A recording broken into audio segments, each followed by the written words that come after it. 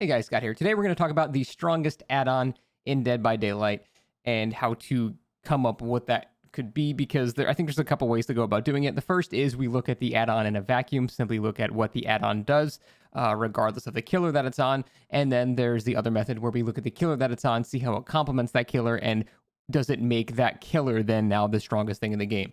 So there are definitely two ways to go about this, but no matter what, I think it's going to be a contender between four add-ons. It's going to be Mother-Daughter Ring from the Spirit, Compound 33, and Alchemist Ring from the Blight, and Tombstone Piece from Myers. So first up is Mother-Daughter Ring. Mother-Daughter Ring basically just lets you go supersonic speeds as Spirit. Oh my god, it always surprises me every time. Every time I use this add-on, I am always surprised how fast you go. Now, the downside is you don't have scratch marks, but the thing is, it doesn't really matter for a number of reasons. One, you can just run the Dry Cherry Blossom add-on. You don't even need to think. You just hold forward until you hear a heartbeat, then you let go. Game plays itself for you. And also, not having scratch marks when you move that fast doesn't matter that much, because when you see somebody in the distance, you're going to be at where they were in like 2 seconds. It doesn't even matter if they're really far away. You don't need scratches at that point because there's no travel time between you getting to that point. So you already know where they're going to be. You're going to be able to hear their audio, their breathing, their injured sounds, their footsteps, something in that time. So the downside is not really much of a downside at all. And the upside is you just go mock speeds whenever you use your power. There's no momentum when you even start the power, so you just instantly launch yourself to insane speeds. And it's already on a killer that is probably the third best in the game. So Mother-Daughter Ring, without a doubt, one of the strongest add-ons in the entire game. Next, we have both add-ons on Blight for some reason. Compound 33. Compound 33 is the add-on where you slam into a pallet and it breaks in 1.5 seconds, and it also slows everybody nearby as if it needed more. So that is extremely strong because it is, I think, the fastest based power pallet breaking in the game.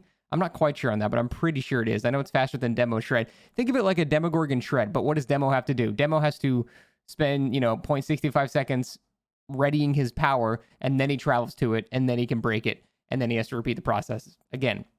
With Blight, you can just use your power, get to the pallet, and break it instantly. There's no charge time. You just press the button and you go.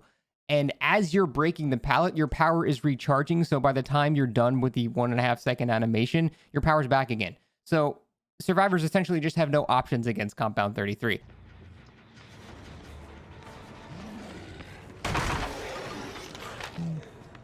The thing is, you recover your power as you're breaking it.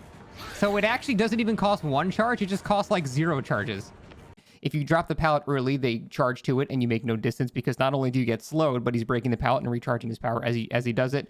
If you don't drop the pallet, the Blight can just walk through it and then use his power, bounce once, and then hit you on the other side.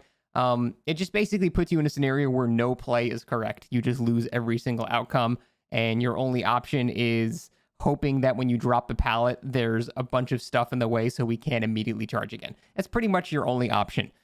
So it's very map dependent than you can get anywhere. And I honestly think Compound 33 might be stronger than Alchemist Ring due to its ease of use.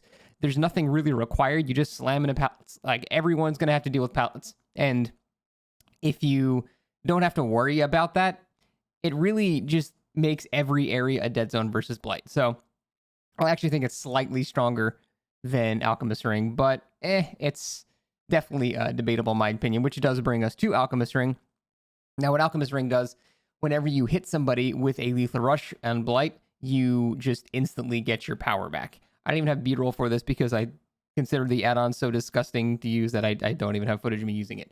So it just basically removes your cooldown on the second strongest killer in the game. It makes no sense that so many of the strongest killers in the game also have some of the strongest add-ons in the game. You'd think they would be on the weaker side, because if you have a killer like Clown that has Iridescent Pinky Finger, it's like, yeah, that add-on's really strong, but, come on. It's Clown. Like, just throw him a bone. Give him something, right? But with, like, Blight and Spear, it's like, why do you have these things? You're already, like, the best in the game. Why do you need more? It doesn't make any sense. But Alchemist Ring, in the hands of a good Blight, I will say is better than Compound 33, because a good Blight is going to hit almost every one of the rushes, and it essentially means you just don't get to go anywhere. A really fun combo is Alk Ring and Compound 33. So even if you pre-throw, it doesn't matter. If you go anywhere, it doesn't matter because he has no cooldown, so you can't make any distance. So you're just guaranteed to die even against mediocre blights, and even if your team is really good. There's a reason all of these add-ons are banned in tournaments and stuff, because even to the best players, they find them basically uncounterable. So they are insanely broken. The fact that they haven't been nerfed yet blows my mind. They nerfed Marvin's Blood on Nemesis for some reason, but they didn't touch those add-ons. But that brings us to Tombstone Piece, which is a more of an interesting scenario because it's on a killer that frankly is not very good. Myers, not that great of a killer. But when you throw on Tombstone Piece, suddenly he becomes one of the most terrifying things in the game. And 3 motherfuckers. Let's do it. You never believed. And the thing is, once the Tombstone Piece is revealed, you know, it allows you to instantly kill survivors, by the way. In tier 3, you just walk up to them, press M1, and they just die. They're just straight up dead. Doesn't matter how many hooks they had. There's no prerequisite. You just get tier 3 and they die.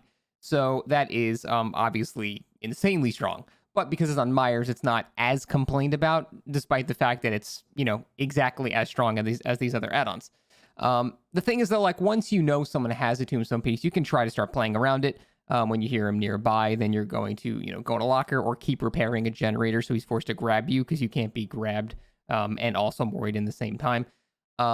But also, it's not quite so simple because you have to hear him coming. If he's in tier 2 and he's got monitor and abuse or something, he's got an 8-meter terror radius. You have like a second to react to him coming behind a corner and instantly killing you.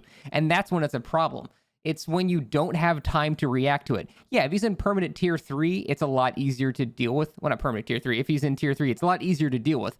But for that first guy that's just working on a gen and he pops up around a corner, switches to tier 3, instantly kills you, like, what the hell are you supposed to do against that? There's no reacting to that. There's no amount of skill involved there. It's just there's no audio stimulus whatsoever, and then you're dead a second later, and there's nothing you can do about it. You would basically need to be on a wide open map where you can see at all angles where the killer is coming. But if there's any line of sight breakers, that first person that dies is just they're just screwed. There's not much they can do. And it brings up a philosophical question. Would you think a killer is good if their power was to have no power, but the game is a 3v1? At which point, I would say that's actually one of the strongest killers in the entire game. If you're ever able to get a 3v1 very, very early, that is insanely powerful. And it's not even like he doesn't have a power. He can still get 2 more tier 3s and Tombstone, 2 more people. You can get 3 Tombstone Piece Moris in a single match if you perfectly stalked everyone. It's more realistic to get about 2. But it doesn't matter. Once you've gotten that 1, the match is so much easier that the fact that you don't even have much of a power is not that big of a deal anymore. And the thing is, you still do have a power. Your power is you have a very tiny-ass terror radius as Myers. So that's still very good. And if people are remaining injured and things like that, well, then it's going to be extremely dangerous because you can just down them by sneaking up on them and they can't even get in a chase yet. And if they choose to heal while knowing you have Tombstone Piece, well, it's almost like, what's the point? If they can instantly kill me, why even heal? I might as well just try to do gens as quickly as possible now, right? So it puts you in this sort of lose-lose position as a survivor where there's no real correct option, and whatever you do, you're going to be kind of screwed if he gets that early tombstone. Now, the only saving grace is he's not always able to get tier 3 that quickly, depending on the map. If it's like Larry's or something with a ton of line of sight blockers, now once he has tier 3 ready, someone's going to die because the instant line of sight blockers, he's going to be able to sneak up on whoever he wants. But getting that tier 3 can take a while because it takes, a bit longer to get it when you use Tombstone Piece. That's why everyone always combos it with the J. Myers Memorial add-on that makes you stalk way, way faster. So it kind of offsets that downside. But we need to look at, I think, add-ons in a vacuum. I think that's the best way to go about looking at what's the strongest add-on in the game. It's not what's the strongest build in the game. If we had to go the strongest build in the game, then we'd start going, Spirit, Mother, Daughter Ring, Blight with Compound 33, or Alk Ring, Adrenaline Vial, or Nurse, range, things like that. Then we start going into that path. But if we have to just objectively look at the strongest add-on in a vacuum, I do think Tombstone Piece is the strongest one in the entire game. There is nothing in the game that allows you to just instantly kill somebody with, frankly, not that big of a requirement too, and add-ons that kind of circumvent that downside that, the additional stock requirement has. So I genuinely think that Tombstone Piece is the strongest add-on in the entire game. And it's interesting because it's like, what do you even do to fix that? Like, obviously, Alk Ring and Compound 33, for example, need to be nerfed. They're already on the strongest killers in the game. They don't need to have the strongest add-ons and the strongest killer. It doesn't make any sense to have that much going for them. But Myers is not really good. Myers needs to be buffed. So it feels weird nerfing one of his add-ons when he needs to be buffed. But I think that's just a testament to how incredibly brokenly strong Tombstone Piece actually is, because even on one of the lower end killers, it still makes him one of the scariest things in the game to go against. Myers just needs blanket buffs overall, not just having a single broken add-on. He needs just to be made, into the 21st century now, because he's just a super outdated killer. But it stands to reason that Tombstone Piece is insanely broken. There's nothing quite like it in the game, and for that reason, I think it is the single strongest add-on in Dead by Daylight. Thanks for watching.